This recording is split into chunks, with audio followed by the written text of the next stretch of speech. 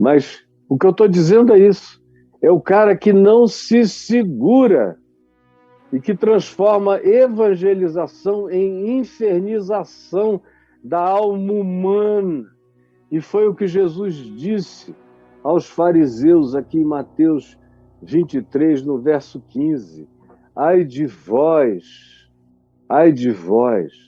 escribas e fariseus, acadêmicos, teólogos da religião e fariseus, conservadores, puritanos, fanáticos, hipócritas, mascarados, porque rodeais o mar. E naqueles dias, rodear o mar era como uma viagem para a Lua. Rodeais o mar. E rodeais a terra, que era quase uma multidão de planetas no mesmo planeta, porque rodear a Terra era uma façanha extraordinária, de poucos, de esforço incomensurável.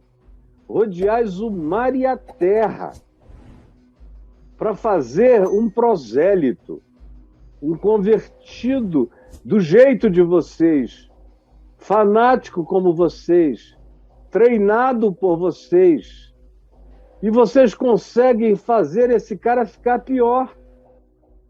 Foi o que Jesus disse. Antes de vocês chegarem na vida dele, ele não era tão ruim como ser humano como ele se tornou depois que vocês chegaram, passaram, formataram e configuraram a mente dele com essa lavagem cerebral e com os condicionamentos que vocês impuseram, impingiram, instilaram na mente dele. Aí ele virou um prosélito da religião e um fanático. E uma vez que vocês atinjam esse feito, vocês tornam essa pessoa, preste atenção, é Jesus falando, tornam essa pessoa um filho do inferno. Filho do inferno. Jesus dizia as coisas como as coisas eram. Vocês tornam essa pessoa que estava melhor sem ter sido catequizado por vocês a convertem, não em alguém que é filho de Deus, mas em alguém que é filho do inferno, que é filho do ódio, que é filho da ira, que é filho do supremacismo, que é filho da arrogância, que é filho da soberba religiosa que ele não tinha, não possuía, não sabia nem o que era. E aí ele fica muito pior do que ele era quando era considerado pagão. Ou seja, Jesus disse, ele fica 2 vezes mais filho do inferno até do que vocês. Vocês conseguem fazer as gerações piorarem. E faz meio século que eu vejo a evangelização piorar as pessoas. Tem gente que melhora e as pessoas que melhoram são aquelas que não tinham como piorar. Eram aquelas que matavam gente para todo lado, aí pararam de matar. Eram aqueles que contratavam e pagavam serviços perversos para serem feitos por aí afora. E aí, por causa desse encontro, pararam de fazer e trazer aquelas contribuições tão coletivamente mortais como realizavam antes. Tem que ser uma pessoa vivendo numa situação muito feia. Como às vezes me perguntam hoje, nas muitas entrevistas que eu dou por aí, escuta, pastor, mas o que é que de bom a igreja que está aí traz para as pessoas? Eu costumo dizer isso. Tem gente que é melhorada porque não tinha como piorar mais. Então, para essas pessoas, a igreja ainda é um recurso. Ou para gente que estava totalmente sozinha, querendo se matar, aí encontra pelo menos alguns horários por semana para ir num lugar, para se distrair, gostam pelo menos de alguns cânticos, fazem amizades com pessoas mais ou menos da mesmo tipo, natureza e angústia, o que diminui um pouco a sensação de solidão e de abandono. Para pessoas que estão nos estertores, muitas vezes ajuda, diminui, é um mal menor. Agora, para uma grande maioria de pessoas, que a única coisa que tinham de errado, segundo os religiosos na vida, era não frequentar nenhuma igreja e não terem aprendido ainda a doutrina dos crentes. Esse era o mal deles, era por esse mal ou por esses males que iriam supostamente para o inferno. Aí são supostamente evangelizados. Ouvem primeiro a ameaça de como Deus vai pesar a mão, como o cara já está sob o juízo miserável, como o caminho dele inarredável já é para o inferno. Se ele não for para a igreja, não se batizar, não dizimar, não tomar a ceia, ele já tem um lugar garantido no hipersubsolo, no quinto dos infernos. Eles iniciam assim: é terror, é medo, é pânico, é culpa, é juízo divino, é o diabo no cangote, é montaria de Satanás. Aí tem muita gente apavorada, tem gente que não passa embaixo de escada porque é supersticiosa, que quando chove cobre os espelhos por causa de superstição, bota uma cruz de palha na porta para o raio não cair em casa.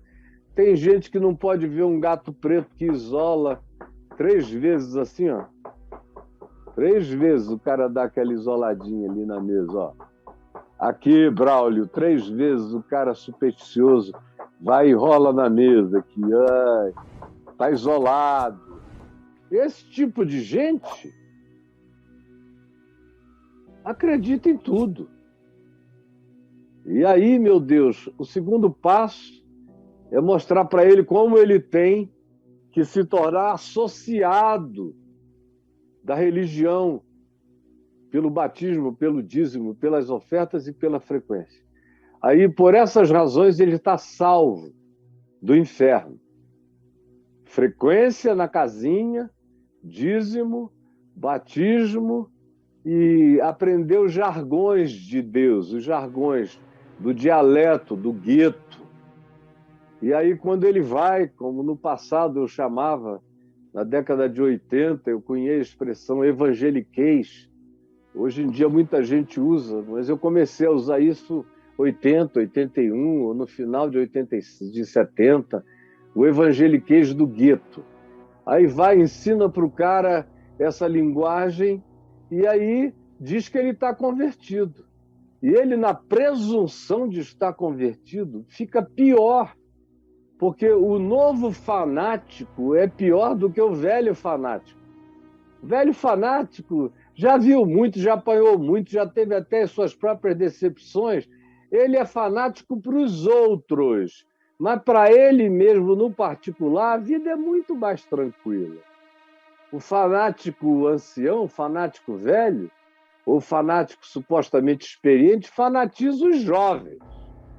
Mas ele, nos seus cantos e recônditos e fechada a sua porta, ele vive uma vida diferente. Quando ele viaja e tira férias, ele fica irreconhecível.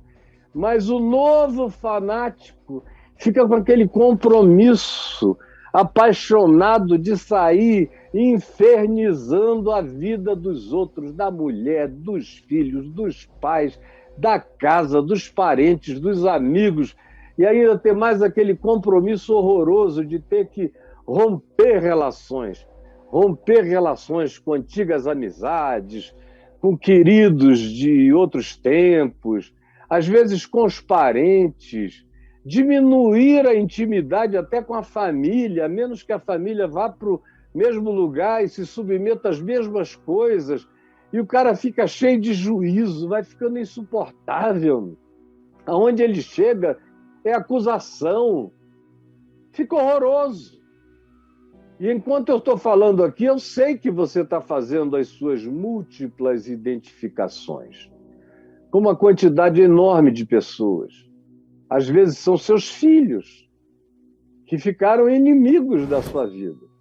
Às vezes eles ficam inimigos porque eles se tornaram membros de uma denominação fanática e você é membro de um grupo que não é tão fanático. Então eles dizem que você está se perdendo porque o que salva de fato, segundo a evangelização dos escribas e fariseus, é o fanatismo, é o que salva. Sem fanatismo não há salvação. Religioso fanático ensina que sem fanatismo não há salvação. E aí vão fanatizando e piorando a terra, piorando o mundo. Aí ficam uns contra os outros cada vez mais. E o jovem fanático se torna mais cheio de juízo do que qualquer outra pessoa.